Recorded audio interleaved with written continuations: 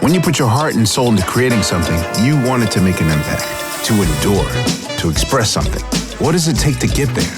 I'm Questlove, and this is Quest for Craft, my collaboration with the makers of the Balvenie Single Malt Scotch Whiskey.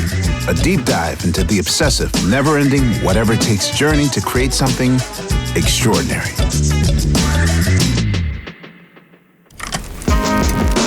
When you're crafting something, the why has a lot to do with the what.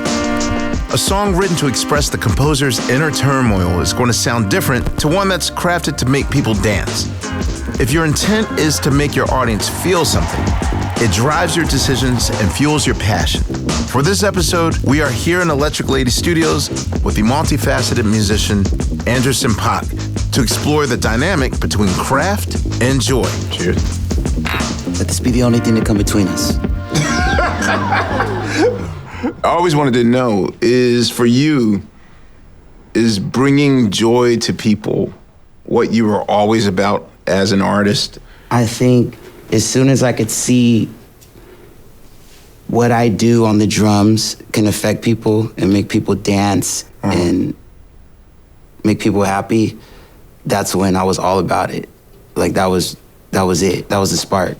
Like once I seen my mom come out dancing in a long moo-moo and just like doing the mashed potatoes. You know, the old folks got mashed potatoes. They got them Watusi, all these old dances. She started doing that. Okay. And I was like, I never seen her dance before like that. And she was just always really critical. And to see her just like start vibing, I got addicted to that. And then that led to just doing it in church. But I was always like, if I can give people that kind of joy, that kind of freedom, I'm trying to stick with it. So, okay, I know that life is joy and pain, and we come from hip-hop culture.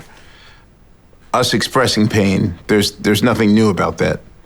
But I do know that we're also inherently always looking for joy. So for you, in your art, is it important to express both, or for you, is it all just about the uplift?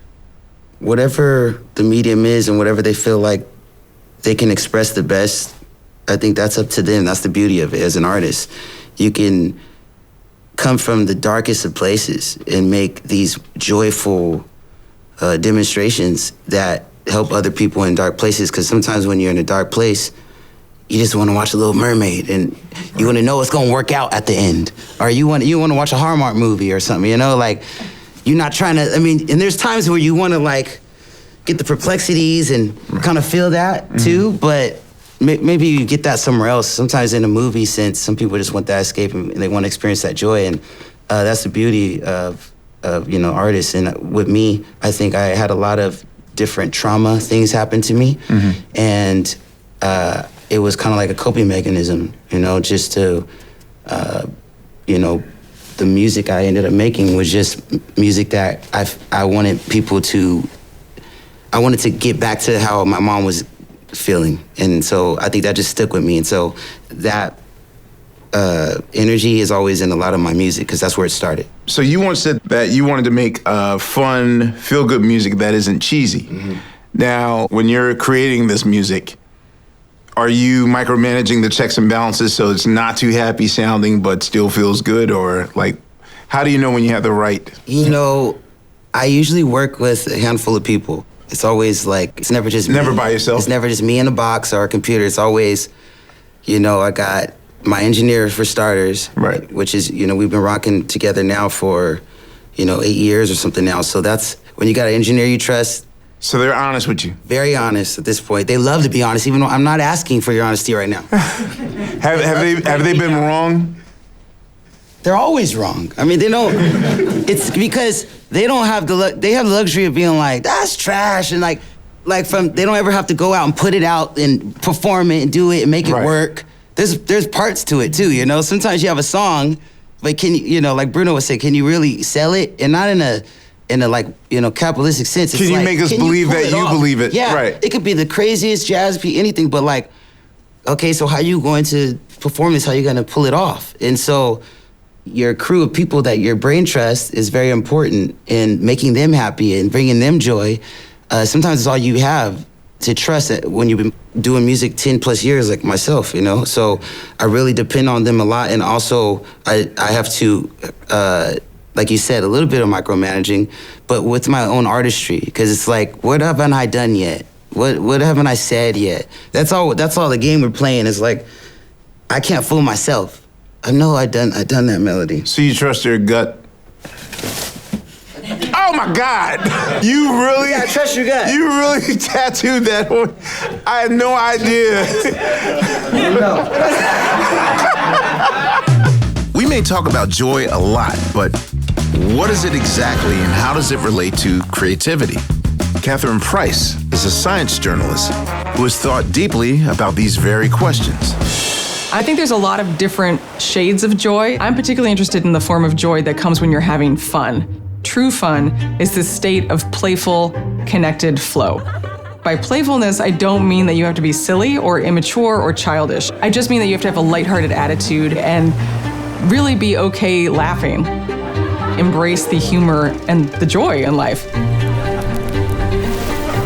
You can experience joy alone, but I think the most powerful moments are when you're actually in the company of another person and you're sharing the experience. And then flow is basically when you're in the zone, when you're totally engrossed and present, completely focused on what you're doing, to the point that you lose track of time. People who are in a creative field need to be generating ideas. Our inner critic is so detrimental to the entire creative process. When you're experiencing joy or fun, your inner critic is gone. Letting go in that way is a form of vulnerability. It's actually the state where you're truly being yourself. When you see it in, say, a performer or someone who's creative, it resonates with you so deeply because you connect on such a human level. Joy is so powerful. It actually makes me really upset when people undervalue it and act like this is not an important thing. So often in life we put up walls. We have to protect ourselves in some way or project an image. But when those walls come down, those are the moments in which we feel the most alive.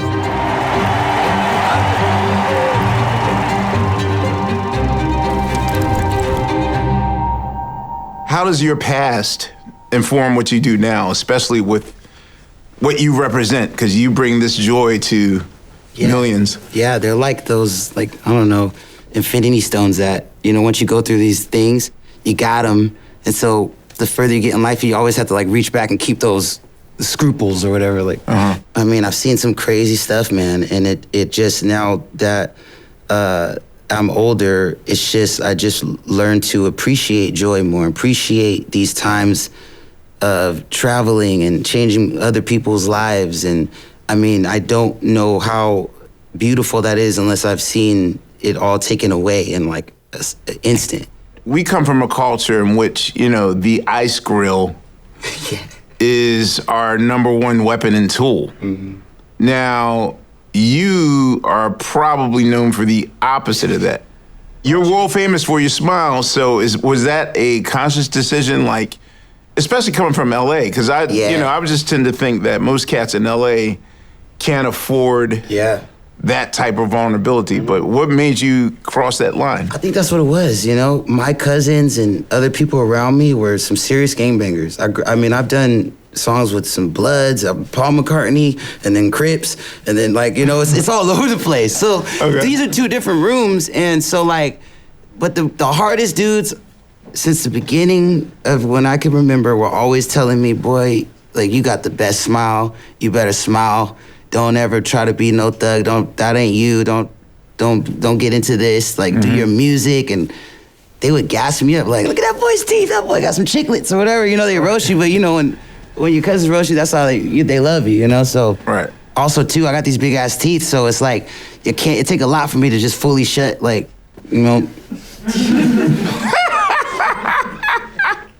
don't look natural, right? So my photographer too, cause I'll be trying to not smile, and I'm trying to take pictures, So even when you're and he's serious, what are you doing? And he's just at least open your mouth. Right. And I'm all right, cool. So that's your serious. That's your serious look, right? That's just my resting face. Right. And so I'm gonna try to take that approach because I'm tired of smiling sometimes. My shit hurts, and sometimes I can be hungry, mad, happy, and I'm still have a smile. Yeah, I don't know. I think it's it takes sometimes you gotta smile in order not to cry. And that's pretty much. There it is.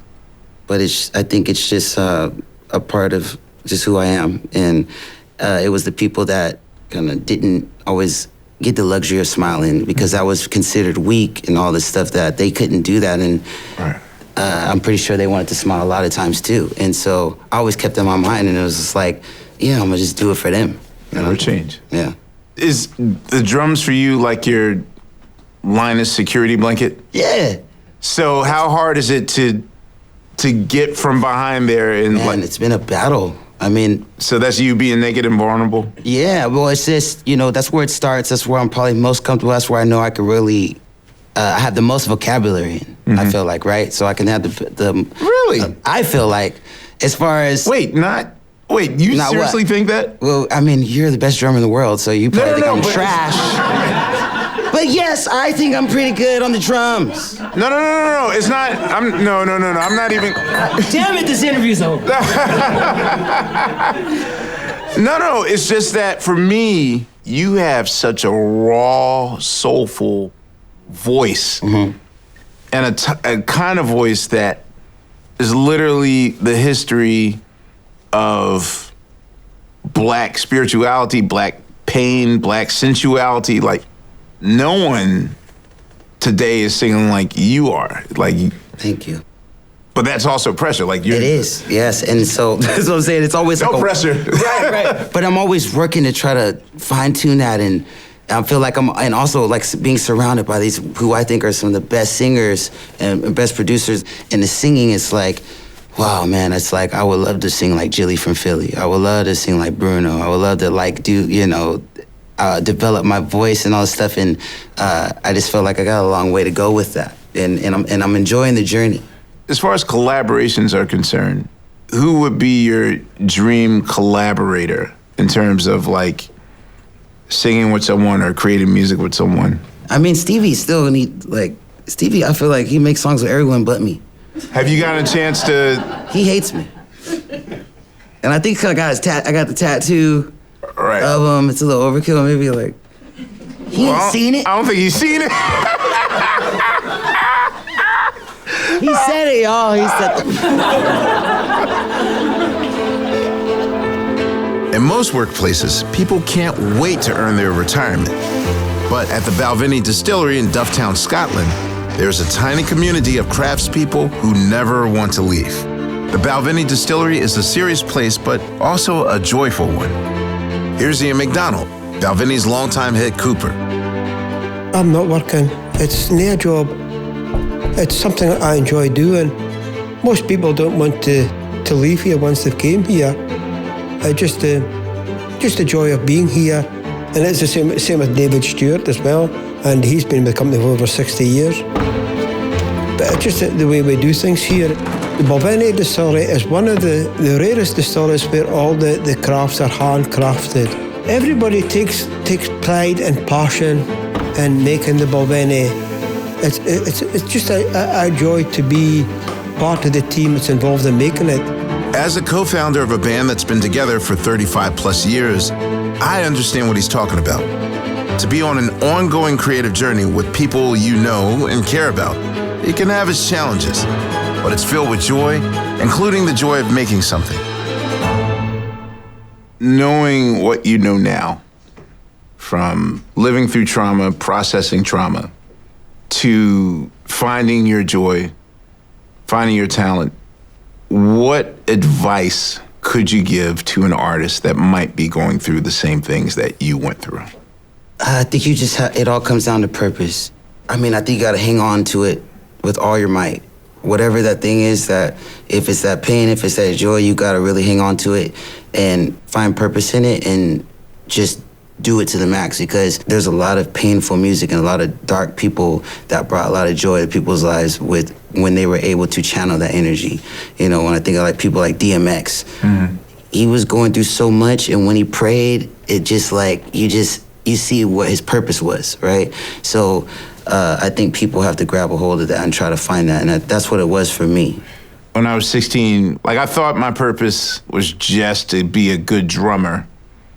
And for me and my best friend from high school, you know, to play blah, blah, blah venue. And then suddenly when we did that, then it's like, oh wait, there's more? Oh wait, there's more? There's more? There's more? So for you, do you know what your true purpose is? I think in this life is to bring joy to people's lives. You know, love and joy. And I think that's the sacrifice, even sometimes when you don't feel like it. Sometimes Spider-Man probably don't feel like going out saving and doing all the Spider-Verse stuff, but he got the responsibility, right? Right. And you got to go out and do it. And I think all these little things where it used to be, I just want to get the attention of my mom, or I want to make my cousin proud, or I want to do all this stuff. It's like a bigger picture to all these things. And what you're doing is you are infusing people with joy, and like you're changing their lives because you are so free in what you do. And so I have to remain free and to show people like you can smile, you can work with all these people, and you can wear a wig at the Grammys and get a clean streak and still work with Bloods, you know what I'm saying, and work with Schoolboy Q over here and do all these things, and it can all be giving everyone joy, and you can also have fun within it too. So I think that's pretty much where I'm at now with it in this life. In some alternate universe, yeah, maybe I'm like Darth Vader, or like no teeth. Right. Yeah, but seeing you come from behind that drum set, yeah, to be who you are, like I needed to see it. That helped me a lot. Right. And just, wow. You know, not to mention kicking my ass drum soloing. So, you know, anyway, thank you, Anderson, man. I appreciate it. Got that right. I love you too, brother. Thank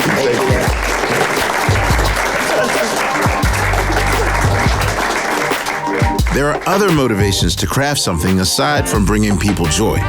You could be driven by self-expression, the desire to educate, or one of 1,000 different motivations. But I've learned that if you add joy to the mix, it makes the work more generous, more welcoming, and ultimately more profound. If you're searching for an idea or for the energy to carry on, go ahead and bring people some joy. I promise you won't regret it.